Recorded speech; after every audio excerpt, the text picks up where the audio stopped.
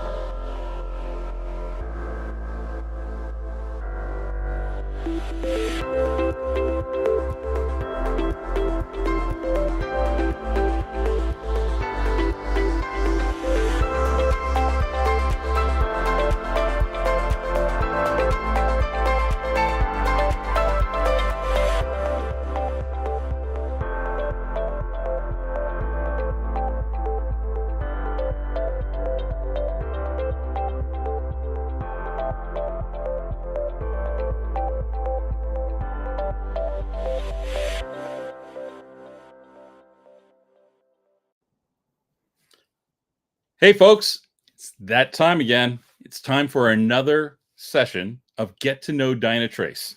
Now, this is in fact actually a special session of Get to Know Dynatrace. We have a special guest with us. We actually have one of our customers who's going to walk through a demonstration of Dynatrace. We've never done this before. I am super excited, super pumped about this. So normally with these Get to Know Dynatrace sessions, what I like to do is I like to walk through a couple of upfront segments. And let me see if I can get going here and start sharing my screen. Let's get into this. The first couple of segments before we get to our guest demo provider today. First section is what's new. As always with Dynatrace, if you want to find out about what's new, you go to our blog. So you just go to dynatrace.com/news/blog, and that's where you're going to find out all of the new interesting things going on here at Dynatrace. We are constantly updating this section of our site. There is all sorts of information, everything from specific industry news to information about new releases and our release notes. One thing that I want to sort of call out here that recently got posted out to our blog site was this article from Bernd Greifenator, our CTO. I had an opportunity a couple of weeks ago to sit down and actually have some drinks with Bernd. I got to tell you, if you've ever seen Bernd speak on stage, he has this enthusiasm about what he does. When you meet with him in person, that enthusiasm is contagious. You cannot help but just be so excited about all of the different things that are going on here at Dynatrace. This article that he posted up to the blog site specifically is about 9 ways that technology executives can get significant business value with the right observability platform. And he talks about how you can unearth a gold mine of value by driving innovation, by better mitigating risk, and ultimately optimizing costs. I invite everyone to give this article a read. It was so interesting. I really enjoyed it.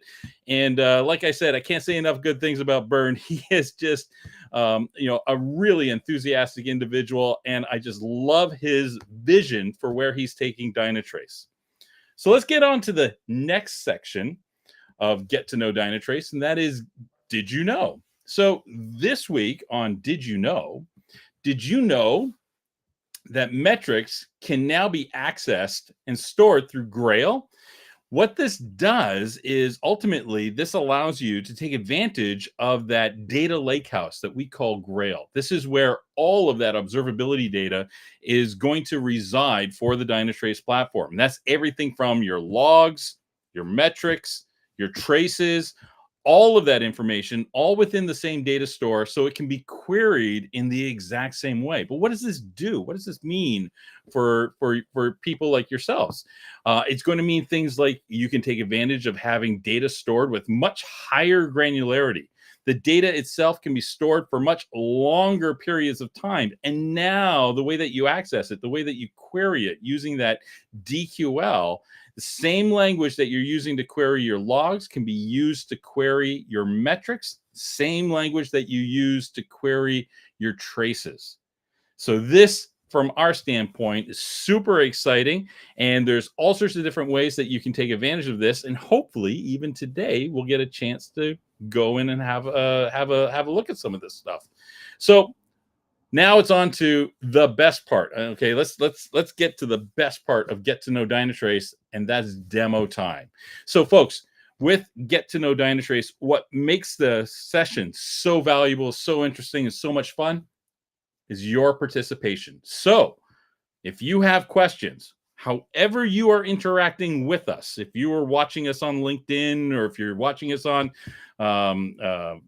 Facebook, if you're watching us on, let's say, something like Reddit, whatever it might be, whatever you're using, if it's YouTube, if you have questions, type questions into the chat window, and those questions will be forwarded to us, and we'll try our best to answer those questions. So, folks, I told you that we had a surprise today, and this was a customer who is doing the demo. I want to introduce you all to Mark Tomlinson, the performacologist. Hey, Mark, how you doing? Hi, Davey. How are you, man? How's it going? I'm so psyched to be here. I totally I hit you guys up on a Getting to Know Dynatrace like 2 months ago. I'm like, hey, when can I join the live stream to have fun with you? And John was like, oh, that'd be awesome. So I'm really glad you guys agreed to let me come on and be a goofball. Do you know what, Mark? It's absolutely our pleasure. Hey, Mark, listen, we've got an audience from all over the globe, and, tell us a little bit about yourself. How long have you been using Dynatrace? A long time. I'm an old Atmon guy. So started before the Ruxit, the current Dynatrace that you see now, which is so much more advanced. Before there was a SaaS, even cloud-based model for hosting SaaS. I mean, you could host it yourself in the cloud. But yeah, I was an old Atmon guy. It was at PayPal, actually, if you go back to 2015, 2016, I think it was at Perform. And I did a whole bunch of, Andy and I were doing things on like continuous performance, self-healing. Remember the self-healing systems? We had great technology. We mashed up a bunch of stuff between Confluence, Rundeck, Jira tickets, running a load test, and then I think we even had some other like diagnostic tools in Oracle there. That was pretty cool. So it goes back more than that. I think the first Perform I was at, actually first interaction with Dynatrace was in 2008 at a 24-hour nonstop virtual conference between HP and Dynatrace. Was one of the partners. I was doing load runner stuff at HP, and we were in like the virtual conference rooms all around the world. So hello to everyone all around the world. And who knows, some of these people now may have been on there more. That was a very long time ago. Wasn't it great way back when we were all younger and we could actually stay up 24 hours? Because I got to tell you now, I'm punching at an age where, you know what? It's bedtime sometimes. It's true. And our colleague, our other live streaming colleague, is at Observable, Henrik Rexed. He used to do them with Neotis. Neoload had the pack that was 24 hours virtual pack. And even he had to admit at some point, you just can't pull the 24-hour dick. Anyway, so it goes back a very long time to the genesis of the first versions of Dynatrace, the first profiling that we ever did with applications and started building the GUIs. And of course, one of my favorite Dynatrace things, we'll go through the history of that, back from Atmon, was the layer breakdown. So we'll talk about layer breakdown things. All right. Yeah, I'm interested to see what you have to say about that. So, hey, listen, Mark, where are you at these days? What are you doing these days? As I was an independent consultant for many years. So I worked in things, a lot of e-commerce, load testing, you might imagine, was a lot of seasonal e-commerce work. And they were sometimes Dynatrace customers, but as a consultant, you're all over the map. But then I worked at PayPal, kind of got into financial services and payments. I'm currently at a company called FreedomPay based in Philadelphia, which is like the Elton John Philadelphia Freedom. It's kind of goes together. It's very nice. But it's a payment gateway. It's more like an e-commerce platform for connected all the different parts, not just your super encrypted payment data, but also really interesting metadata and how to leverage the metadata. Actually, my talk at Perform, you can find if you're in the website, was about sort of leveraging biz events to pull metadata out and use them for risk mitigation and customer attention and things like that. So I'm currently working as the director of performance and observability. Some of my folks are in the chat here, so you guys need to get back to work. I don't. Wait a minute. Maybe this may count at work as a work item if you're on the chat. So we can. Well, always, because what happens with Get to Know Dynatrace is you're going to learn something new. So everyone here, you're going to learn something new today, no matter if you want to or not. That's what makes Get to Know Dynatrace so special. So, yeah. Okay, Mark, I tell you what, I'm going to hand the reins over to you, and I'm going to let you walk us through a couple of things that you think, from a customer's point of view, is super interesting about Dynatrace. Well, it's beyond that. It's the my favorite things. So if everyone saw the promotions, you have to sing along with the, dashboards and workflows and notebooks and data explorers, metrics and logs, and these are a few of my favorite things. So I just want to go through a few of my favorite things. Ian, maybe I'll work on my singing. You can put an RFE on the product ideas. Go to the community in Dynatrace and say, Mark really needs to take some singing lessons. That's a valid request for enhancement, I think.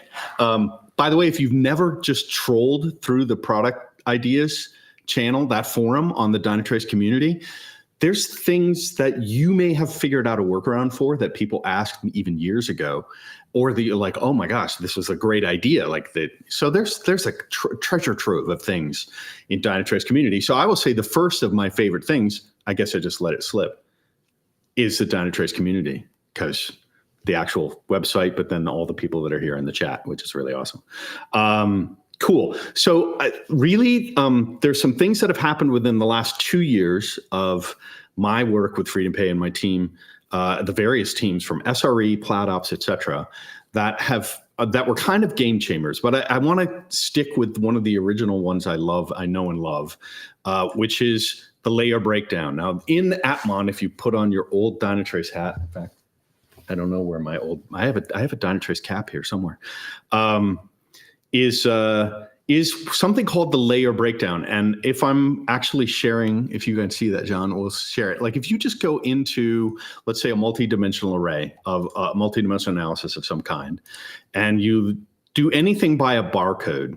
So I'll just do the easiest one you might be familiar with, just a count per minute of stuff split by services. And you look at them as a bar. And let's just in the last 2 hours, I'm just going to zoom in on this interesting little section. So here's a perfect little view. Actually, let me zoom in a little more properly for that. This is a perfect example of a layer breakdown. And it was the thing that's really interesting about this, even in the new MDA, the colors change a little bit. In the early Appmon, it was more like by class or method or things like that, where you would be able to see like what was happening in a given layer, and the color was always the same. So if it was class loading, it was like green. If it was logging, was green. And then actual app processing work was orange, I think. And then some things that were bad would be like red. So if you were throwing system exceptions or exceptions, they were red. And the cool thing that would happen is you would get this flavor of, just by looking halfway across the room at the layer breakdown for a 1 hour test, you could just look at the colors and be like, no, we're good. The colors look right. So you would just memorize the color pattern. You would never even like drill down or do anything in a layer breakdown like that, but you could memorize the colors. And that's what I absolutely loved about it. The colors always make sense. And for the most part, if your app behaves the same, the call counts, the priority, the ordering, one of the things that people miss is that like the dimensions that you would order, different URLs and things like that, different technologies. If it's ordered the same way, descending or descending or ascending, descending by count, the colors usually end up to be about the same in an MDA. You could do the same thing like if you're querying in a notebook, if you go to query Grail in a notebook, which is totally cool. So you can do the bar chart and the layer, a stacked bar chart, is just absolutely one of my more favorite things.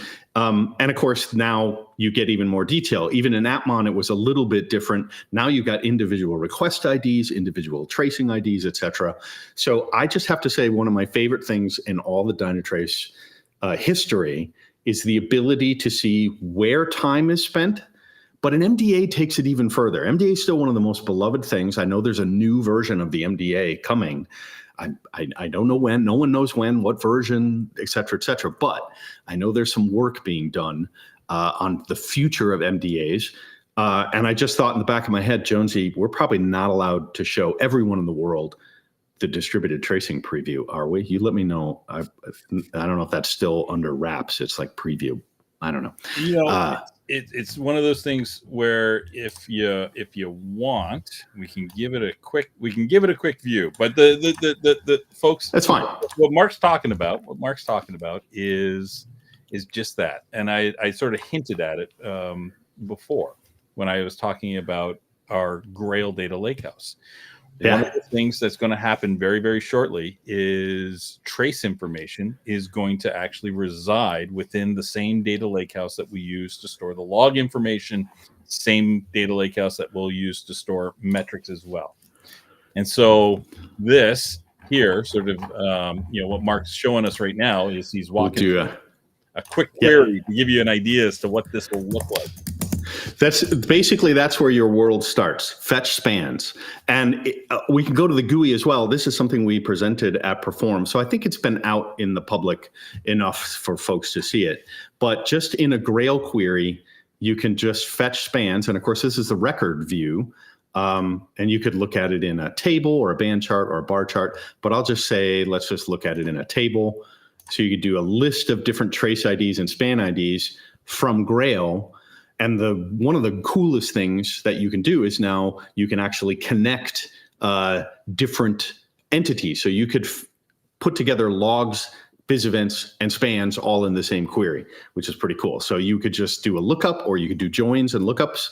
But to get to the MDA thing here is if you just go through a summary, we'll do make time series. And we'll do a make time series. We'll just do a count by... What should we do a count by? We could do a count by maybe the process ID or process group. Here's a couple. Let's do process group.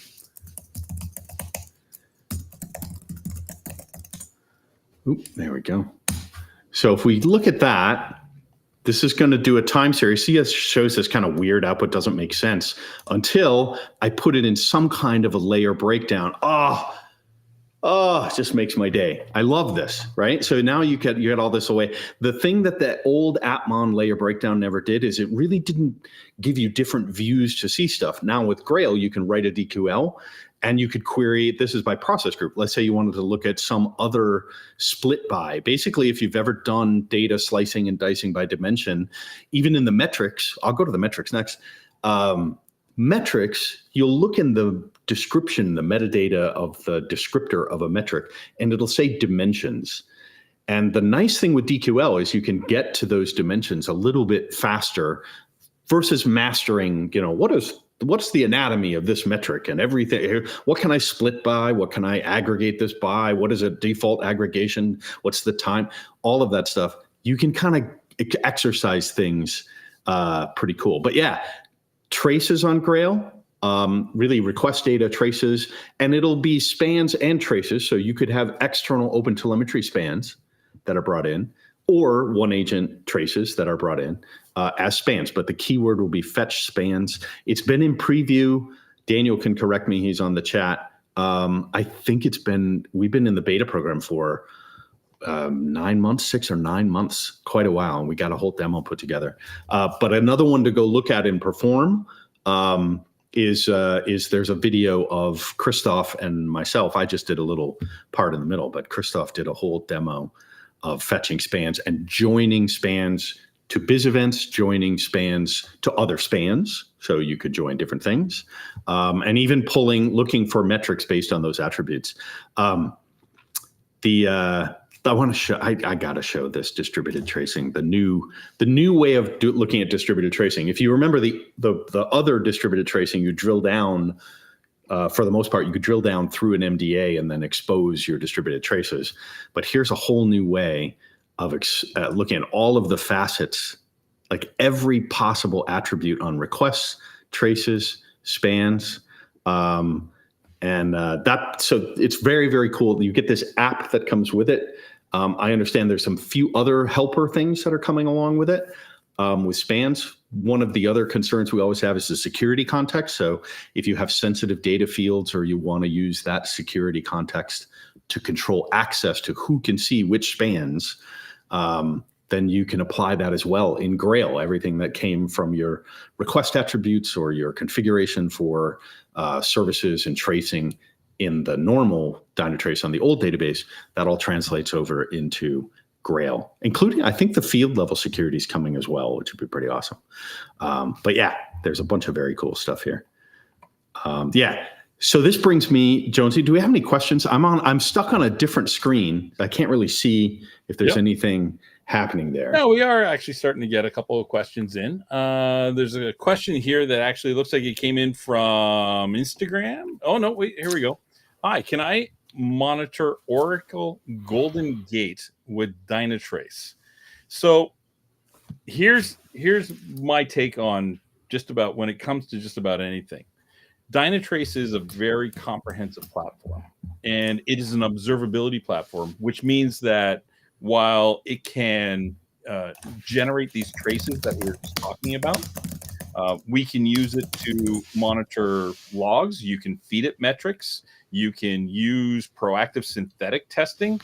There is a whole set of capabilities within this platform. And for the most part, I can't really think of many technologies that are out there that Dynatrace can't touch in one way or another. Now, there might be specific capabilities with that Oracle Golden Gate that was just mentioned. And, I can't say off the top of my head that we can 100% monitor absolutely everything about it. There are certain scenarios where technologies might be, for example, a technology might be delivered in a SaaS fashion. Usually when technologies are delivered in a SaaS fashion, the ability for you to deploy, say, an agent onto the remote server that's run in somebody else's data center, that's usually a really hard ask, and that's usually not on the table. So you still need to be able to monitor it. That's when you start looking at other approaches to get some sort of telemetry from whatever that might be. That might be, for example, synthetics. There's technologies out there. For example, I know that technologies like Epic is a healthcare application. They do not like to have their technology instrumented. But that's not to say that you can't pull logs off of an Epic system and then monitor what's going on through monitoring the logs. That's the great thing about Dynatrace with this observability platform. We've got so many different options to get visibility into a wide variety of technologies. So that was a great question. Thank you. Yeah. Any other questions? Here we go. Is it possible, can we monitor Azure Active Directory? Go ahead, Mark. You got your hand. I had to raise my hand. There's no, in Teams, you get to raise. I don't get to raise my hand. It's fine. Yes, you can, and we actually do that. You can pull in any of the same monitoring metrics that you would get from any Azure. There's an Azure extension and a way to get that data. Again, I would call it more monitoring metrics. You're probably not maybe going to get compliance if you have a compliance department to let you actually instrument, much like Golden Gate.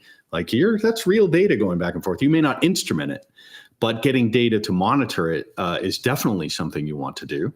And you might correlate that with like security access. So login events, and you might say, yep, this person is here and this user was created. So you would get all of those metrics, core performance metrics, but also interesting security related metrics around Azure Active Directory. And I think it's, Jonesy, I think it is an ActiveGate extension or an Azure extension that you put into your application to pull that data in from the tenant.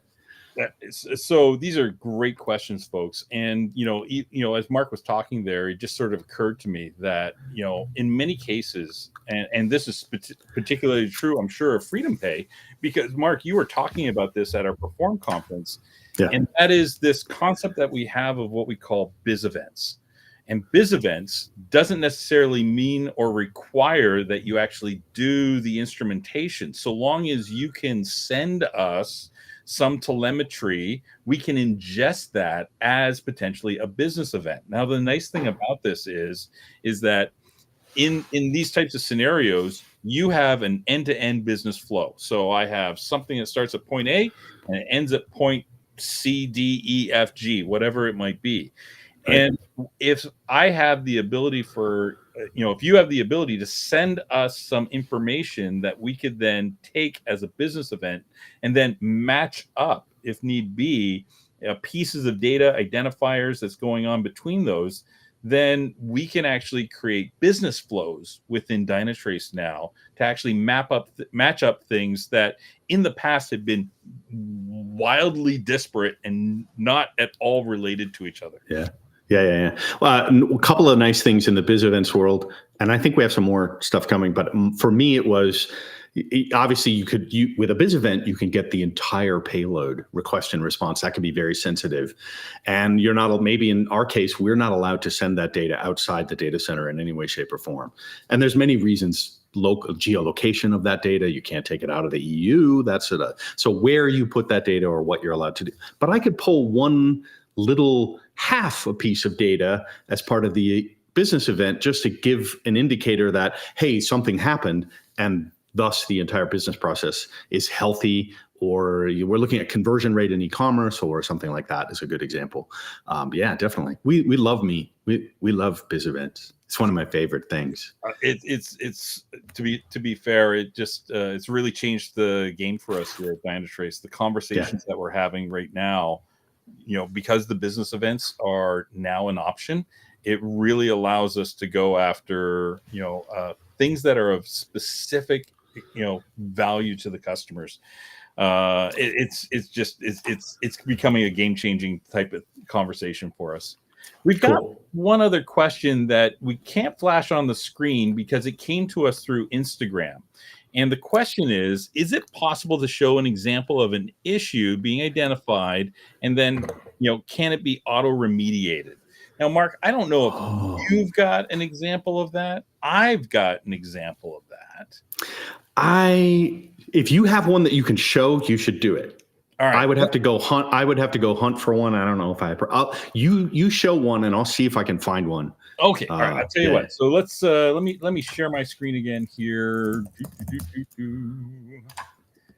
All right, folks, I'm sharing my screen and here we go. So to answer this specific question, can Dynatrace identify a problem and then auto remediate it? So in this scenario right here, what we're looking at is what Dynatrace calls a problem card. So a problem card is how our Davis AI, when it detects an issue, it looks out and grabs all of the information that's associated with that issue, and it pulls it into one screen, one view that describes everything that's going on. Here's a problem that was open for 26 minutes. This problem affected an application, 7 services, and it actually affected 8 SLOs that we're using to manage our systems. An SLO is a service level objective. So basically, you create a set of rules that allow me to define what constitutes a good performance, bad performance, and I define these as my SLOs. Here, you can see that this problem actually affected 8 of them. Here, what Dynatrace is doing is telling us what's the impact. 814 users were potentially impacted by this. And we could go in and actually see who those users are. It tells us that the actual nature of the problem was this user action slowed down by, in this particular case, almost 400%, 388%. And over here on the right-hand side, Dynatrace is showing us the root cause of the problem. Now, in this case, this service slowed down because of a deployment change. So in this scenario here, this deployment change is information that's coming to us from ServiceNow. we have a integration with ServiceNow that allows us to basically send CIs out into ServiceNow. So you've always got a fresh list of CIs. Conversely, we can take some of that CI information and pull it back into Dynatrace. In this case, it's telling us this was a deployment event where somebody actually ran a deployment. But here you can see that it triggered an issue. There was a remediation that was run. And in this case, it happened to be an Ansible Tower script. This could just as easily be one of our workflows. So what could happen is Dynatrace could see a problem. And now in this particular case here, it could, and let me just go and click. It could be, in this case, it could run a workflow, and this workflow could actually go through and say a number of different things like get the ownership, launch that Ansible job, create a Jira issue. And in this particular case, if it fixes the issue, Davis would then understand and know that, hey, we're no longer in this error state. Now is a good time for us to actually run a workflow to tell the human beings that, hey, you auto-remediated this problem, thought you should know about it. So this is sort of a great example of, how Dynatrace can not only detect the problem, but then can be used to trigger an auto-remediation routine. And that can be something in Ansible, that can be any number of automation technologies exist out there. Even Dynatrace workflows can be used in certain scenarios to trigger some auto remediation. Yes, love workflows. The one of the biggest, coolest things workflow wise is that you eventually making those an HTTP request right out of the workflow as the remediation step. Go to F5, remove a node out of the load balancer, just restart an app pool. A lot of people, did you reboot the machine? If you're in the Kubernetes world, there's a lot of self-healing that happens within the cluster configurations. If you configure them right, they'll be like, oh, hey, the error rate is too high. I'm going to kill myself as a pod, and it'll launch another pod to replace it. So there's ways to do self-healing, but you could trigger those same things from a workflow that's external from the cluster. Really, that's a really great answer as well.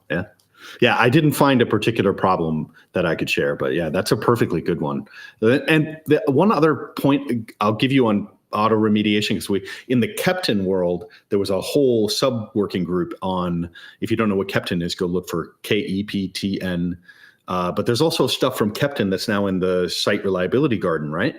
So check out the SRG, because the SRG will do more than just keep the plate spinning and give you alerts and do some cool stuff. It'll keep going to say, hey, do you want me to just take this node out of the load balancer? Do you want me to, to me, block an IP address? Like if I actually see some fraudulent thing from a rogue bad actor, just go to the firewall and block that IP address. That'd be kind of nice.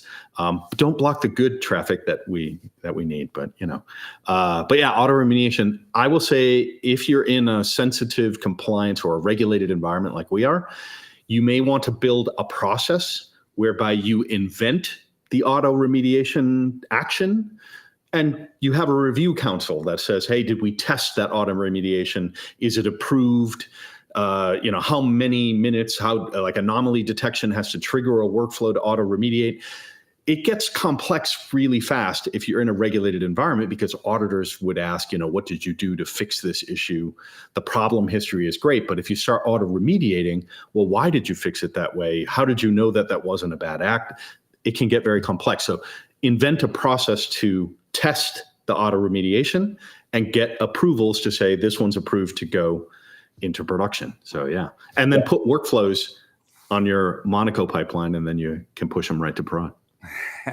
So it's funny you mentioned that, because that was actually one of the that was an RFE that got brought up, and I know that it's currently on the list of things that we're working on, and that is to add workflow steps to actually have some human interaction, because there's time you need to basically, hey, you know what? During this workflow, we need a human, we need a flesh bot to actually press something. So actually say, hey, yeah, we'll good with that. Did you call it a flesh bot? I did. I'm sorry. Oh, I like that. We got to get away from no. keep moving because that was a really All right. embarrassing moment, and I'm really happy that we recorded that. Flashbot's really good. Hey, go here's ahead. a great question about K8's cluster. Is there a way that we can find out why the pod went down with actually having to ingest the logs? So this is a super interesting question. So there is information that Dynatrace can pull in from your native Kubernetes that are not necessarily going to, you don't have to, go full in on pulling out all of the logs. Let me give you an example. I'm going to share my screen again really quickly here. So here, as I share my screen, I'm in actually the new Kubernetes app.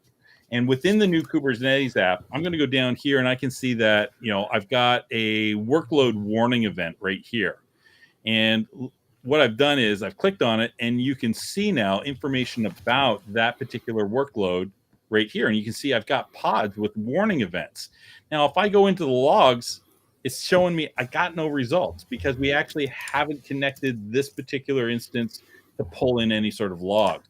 But what we do have access to are Kubernetes events. So in some cases, what you might find is that there might be event information that's being captured that will give you some indication as potentially why we're having this particular thing happen. And it could be anything like an kill type event, like an kill, which is an out of memory type scenario. So these are things that you can look for are the Kubernetes events. They get pulled in basically natively, and they don't require you to set up, any sort of log ingest. All right. So, the questions are coming in. This is great. Is there a way to find server-side window sizing for a particular application? Is there a relationship Windows side and TCP/IP? So TCP windows. So whether you can have larger or a dynamic window size. So when you're moving a lot of large, like jumbo frames, if you think about jumbo frames, if I expand that, I think you can get it through some of the SNMP. Correct me if you might know, but some of the SNMP monitoring, generic Cisco monitor extension, I think you can get it there. I'm not sure. It might be in a perfmon stat, in a Windows or a Linux box, maybe.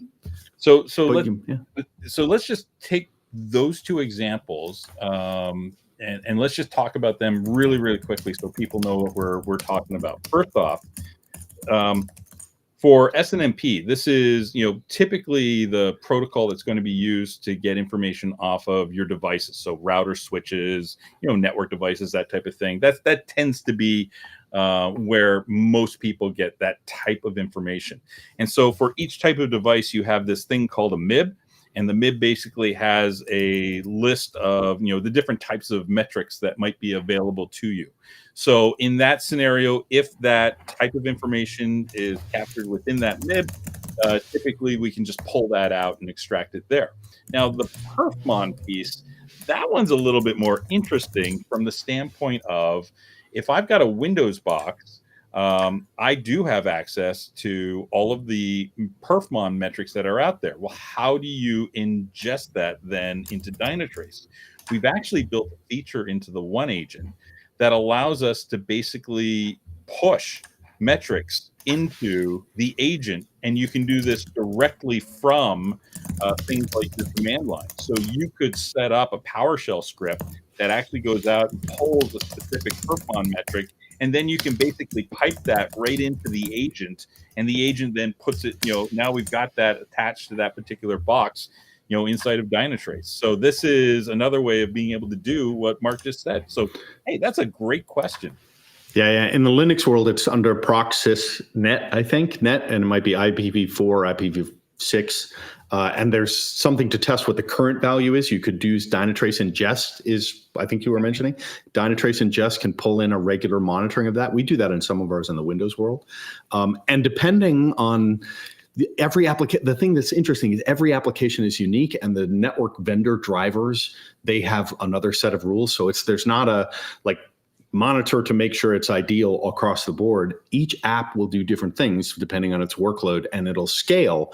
The window size itself is pretty finite. I think it's up to 1 gig for the most part in terms of the TCP window. But the scaling in terms of how many individual packets get broken up, yeah, that's a good one. When you're doing replication, the other question on Golden Gate, like being able to do database replication, ETL processes, you would want to monitor and maybe make sure that that didn't get misconfigured. Because then you're doing, it's really chatty. It'll burn up the wire. Yeah. Jason Suss out there wants us to play drums. A lot of people ask me if it's like a fake backdrop. It's not. It's just, I'm really in the room. So yeah, exactly. And I'm not a drummer. So no. Sorry, Jason. Awesome. Hey, one more. I'm going to give one more favorite thing. I know we're getting on in time, but one more Dynatrace favorite thing that's brand new, that's very cool. Because we were talking about logging. One of the questions that just came in was like, can you monitor logs from JBoss? JBoss would be like a J2EE. I think it's Red Hat owns JBoss. So JBoss in the Red Hat world runs on top of the JVM, the Java Virtual Machine, and it can generate logs. You can, in addition to deep monitoring or full stack monitoring in Dynatrace, to actually instrument the JVM and JBoss, obviously it's going to generate logs. So 2 interesting things I wanted to share with you. One, if you ingest those logs or just start doing full stack monitoring, it will actually recommend, hey, there are logs missing. So one thing is Jonesy is the discovery app that's coming out, I think, that will allow you to find where your gaps are in monitoring. I think it's called Discovery. Foundation and Discovery. Yeah, no, exactly. Yeah, Foundation, Discovery and Coverage. That may be it, right? Host coverage. That's the new app for that. So the capability, everyone, while Mark's looking this up, is based around something that we call Foundation Discovery. So the Dynatrace agent can run, in the past, it ran in 2 different modes. There was the full stack mode, where it basically goes in and automatically instruments all of the technologies that it's aware of, and pulls back your traces, your metrics, your logs. It can also run in a mode that we call infra-only mode, where it goes out and discovers processes, and the agent does a little bit of PCAP, so it understands when processes are talking to each other and that type of thing. Yep. Now there's a 3rd mode, and the 3rd mode is what we call Discovery Foundation mode. And what it does is it allows the same agent to basically go out and discover technologies, understand at a very basic level what's talking to what, and pull back a really reduced set of telemetry off of those entities. And it's just another mode for the agent to run in. It can run in a very economical fashion. So yeah. That's ultimately what it's been designed to do. So that's right. A great question. Yeah, and if you had your JBoss J2EE server running and you just weren't capturing logs, if there were extra things you could do that you're not doing, you can see some of these that show up like, here's a system logs from Windows. It'll tell me like where I have opportunities or actionable things where I could like, hey, I should ingest logs. So enable a log ingest rule. So it's really helpful to see where your gaps are in terms of that logging. So that's one thing I would say. The second level of that, which is you're going to go to the advanced level now, dude. You want to instrument the application and start generating traces. Now you've got spans. You can see requests flowing through the system. You get the distributed trace happening, but you also got these logs happening. So you do this thing called enrichment. And so enrichment takes the trace and takes that trace ID and puts it on the log, which is really cool. So now if you look at your logs, you could say this log message came from that request. And now you've stitched together these things across logging and tracing into a really great way to diagnose a problem, triage, exceptions, warnings, any of that stuff that shows up in a log. You could see, oh, this is the request. Here's what the payload looked like. Here's what we can find about where that came from, what the exception, what the status code was, and all this other stuff. Yeah, totally. So we got another question here from Jason Suss, who is, quite honestly, my favorite mixology technologist that I know of. Yes. He's asking, will the items be found in Discovery show up in the Smartscape? So yeah, absolutely, Jason. They do. the idea is that those entities, they start populating that that view in the Smartscape. And so you can imagine, and so folks, this is the Smartscape. Mark, I'd be curious from a customer's point of view, how do you describe what the Smartscape is and what it does for you? It's the multi-layered view of every possible entity in your system from all levels. So from the front end to the back end, from the top to the bottom, you could see just about everything and how it interrelates.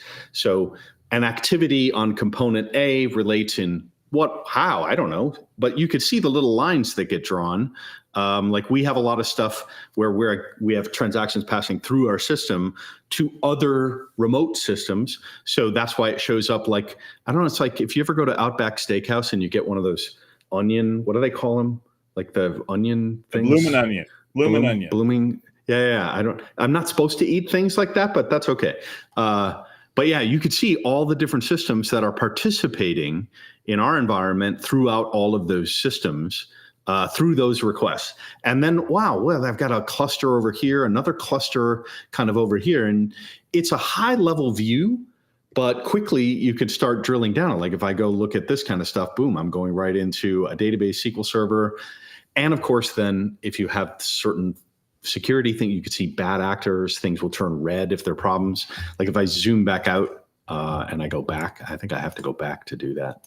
Yeah. Oop. No, now that's an embarrassing thing to do. But you see some of these things are in red. So if I go to processes, they'll show up if they're part of participating in a problem. So the Smartscape is a nice place to start. Also, if you've never understood sort of the comprehensive, ubiquitous capabilities of Dynatrace, Smartscape is a great place to start. So here we have a problem on an island, but here we have another problem. If I click on it, it takes me right in and starts showing me how that stuff relates to one another. And you can jump to the Smartscape from service flow, back traces, from problems themselves. You can get, hey, where is this problem happening in the larger ecosystem of our systems? Totally. Awesome. What do we got here? What is one technology or app that is very useful but is least explored used in Dynatrace?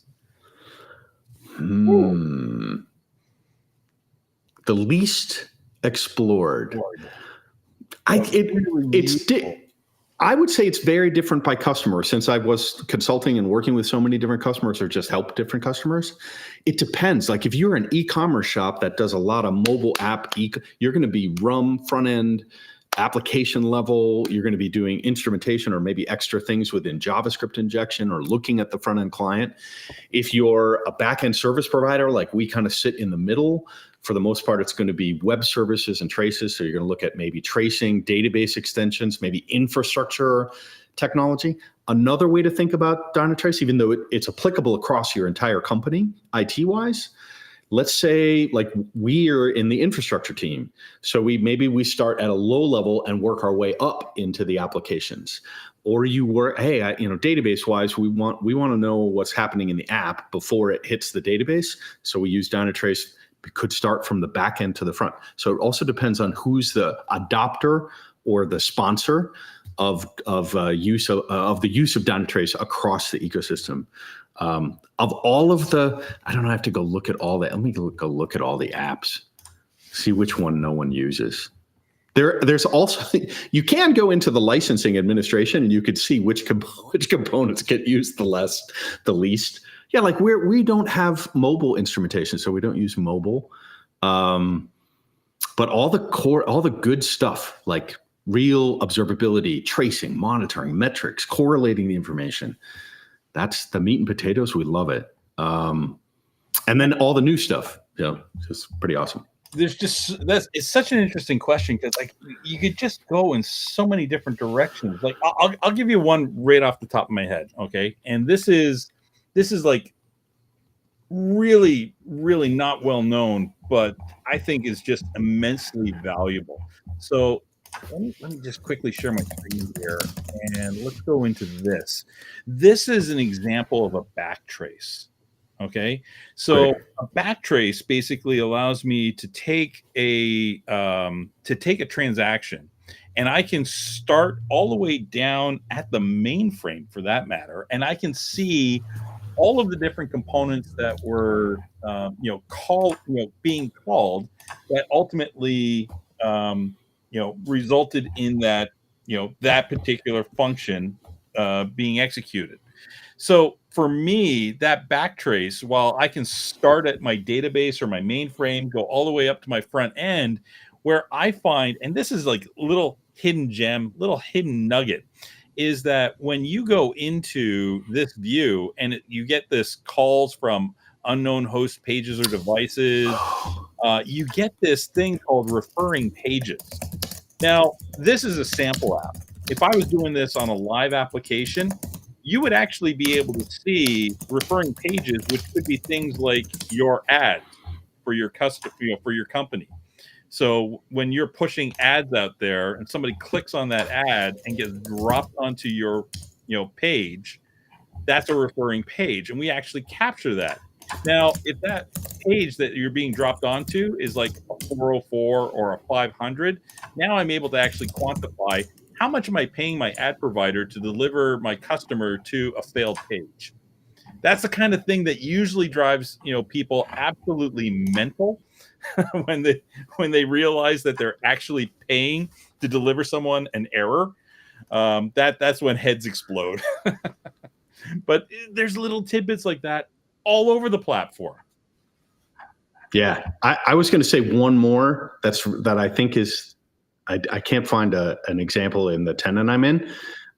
There's something, if you go look in their services, there's just public. If you just search for public, it's calls to public networks, which sometimes it's the stuff that's out of your control that's causing a bottleneck, but you don't have eyes on it. And we have a couple that become business critical, like in the service trace, in a service flow or a backtrace, you could start seeing those same calls to unmonitored. Well, where did that go? And some of them, based on the network understanding of the topology of, hey, this is a local network and this is some other network. Dynatrace can identify it as a public network call. You can actually turn some of those familiar remote public calls into a service and treat it with critical service metrics. You can even put your own SLOs on those services. So you're tracking a dependency externally as part of your business process. And that's rare. I don't think a lot of people do that. They're like, I'm mostly just getting my own stuff set up. I forget about external dependencies that you could find through I love the backtraces. I would agree. That was a good call. Yeah. So Awesome. this here I'm showing right now is basic. Let me back up one.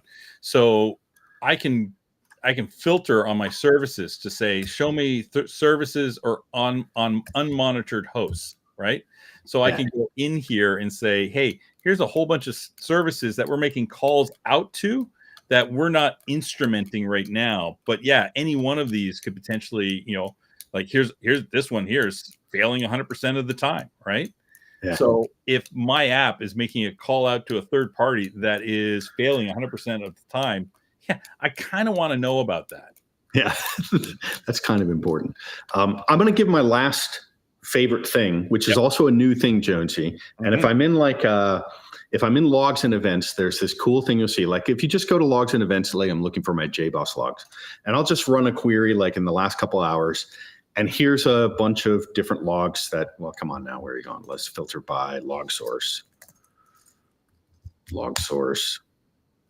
And let's say we're looking for, doesn't matter what it is, right? Let's look for cluster autoscaler. That's fine. All right.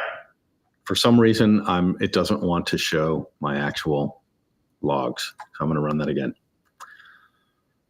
Thanks, Chrome.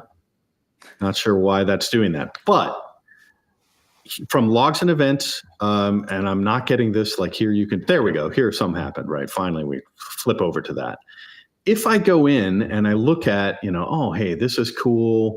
This is a great log. And I can well, I want to look at the autoscaler, but I only want to look at logs with filter. Oops. Let's just do like log level equals warn. I don't know if I'll get any warns. We'll see. That's fine. I'll just do info just as an example. All right. But hey, if I refresh my page or leave this page, I have this DQL here. I could copy it and paste it, and then maybe, thanks Chrome, and go to another browser, copy and paste it. This is cool thing called OpenWith. I love OpenWith because you can open up those queries into, hey, this query gives me the right set of data. I want to go build a dashboard. The one that's really cool is a security investigator. Or you can put it in a notebook. And of course, there's, without leaving the app, you can bring up a ephemeral notebook. So if I do this, I can work through things in the notebook here. So I can see if this is like a DQL query for that. And then of course, if I do an OpenWith to the real notebooks, it opens, I can tell me, where do you want to put that? I have my Scratch notebook, and boom, now I don't lose my DQL. As a matter of fact, if I go to the very bottom, I start getting, I can start saving this and sharing this directly from a notebook. So if you're working a triage in production and you're escalating, it's like, hey, let's all work together on this notebook. Maybe the notebook itself follows the triage of work. I just love the OpenWith, because you can go for, even if I'm in the new distributed tracing app and I find a particular span that's interesting, I could say, all right, well, I could filter a bunch of this stuff and I can do an OpenWith directly from that piece and go right into the notebook and look at, hey, I really want to learn the really awesome advanced DQL behind this app. OpenWith, oh, what a secret. It's like, what is this? What's fields? I've never seen some of these functions. And why are they ordered this way? So it's a really cool way to learn advanced DQL from the people at Dynatrace who wrote these cool apps. What DQL did they use? And you might find more and more. Look for this little OpenWith button that will get you in there. It's that's OpenWith is one of my new favorite things in the Dynatrace world. That is so awesome, Mark. And I'll do you one better. I'll take it one step further. So in this case here, let's go into this notebook example. And in this notebook example, what it's showing is what you can do with Davis Copilot. Now, Davis Copilot, essentially, this is, and someone was asking this question. We didn't get a chance to pop it up on the screen. And you show an example of how Dynatrace uses generative AI. So you can see here that the Davis Copilot allows you to basically ask natural language questions. So here, summarize all logs by log level. This is the DQL that is going to be generated from that. Right here, show me all of the error logs this week within 15-minute intervals. Again, here is the DQL to do that. Or show me the error count of logs grouped by your K8's namespaces within a 5-minute interval. Again, boom, there's your DQL. So all sorts of examples here of how you can use DQL. And now, with what you can do inside of many of these examples is you can actually go in and, just like Mark was showing us, you can say, open this in a dashboard, open this somewhere else. That open capability is just, it is absolutely really, really useful. It is going to make your ability to not only explore data, but then share that. For me, from my standpoint, I believe that the Davis Copilot combined with the ability for you to share things in notebooks using that OpenWith capability, this is all about democratizing Dynatrace. Oh, yeah. I think one of the cool things for me about the Davis Copilot stuff is to make sure we're really clear with if people are scared about AI, some people get scared. They saw the War of the Worlds or whatever it was. Or that Macaulay Culkin, wasn't that AI, the movie with the weird blue fairy? It was very scary to me. No, that is artificial intelligence. But an important thing for us security-wise was to differentiate Davis Copilot from ChatGPT and Copilot, because Davis Copilot is still helping a fleshbot, a human, to use the product more effectively, and all the governance and security policies still apply. It's not just rogue AI stuff coming in your code. So we have some limitations and some regulation around using AI in our code base because it's secured. but we're allowed to use Davis Copilot just because it really is germane just to Dynatrace work in our apps and the metadata, and it's still just helping a human being do what they can do. Yeah. You know what, Mark? It's the one of the ways that I describe it is when I showed you that notebook a few moments ago. Yeah. The Davis Copilot, there is a walled garden that exists between the Dynatrace data, the actual data that's being stored within that data lakehouse. There exists a separation layer. So it's not like all of a sudden we're letting some AI model loose on all of this data. It doesn't work like that at all. This is strictly to make it easier for humans to interact and ask questions of the data. Yeah, totally. Very, very different approach than just saying, hey, here's a bunch of data. Let me just sort of layer some AI model on top of it. What do we get? Exactly. Yeah. Very cool. Well, listen, we're at the top of the hour, and Mark, I'm just so happy that you took the time to walk us through some of your favorite things in Dynatrace. Yes, dashboards and Copilot and workflows, and I'm going to write a whole new song. That's great. We didn't go into the new dashboards, but you can open with new dashboards as well. It's very cool. Right. That's right. Awesome. And congratulations on how I'm lucky I could be one of the first customers to join Getting to Know Dynatrace. So yeah, that was awesome. You are the first customer that we've had on Get to Know Dynatrace. I'm hoping that we're going to have you back in sometime in the future. This has just been a fabulous session. We've had questions coming at us left and right. Yeah. Just fabulous questions, folks. Really appreciate it. It's what makes it so special. So, Mark, any parting thoughts? Use Dynatrace University. It's so deep. It's so great. You can curate your own content. Don't miss out on that. That's like a hidden gem.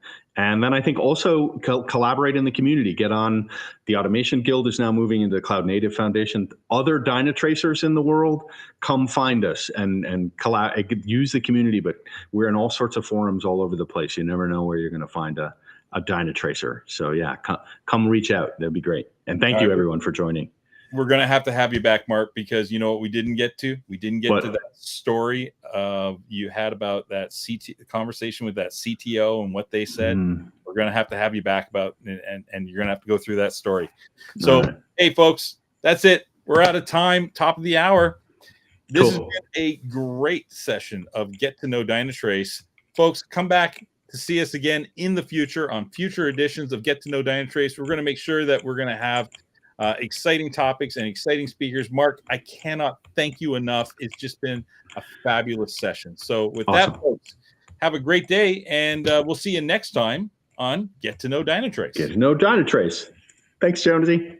Thank you.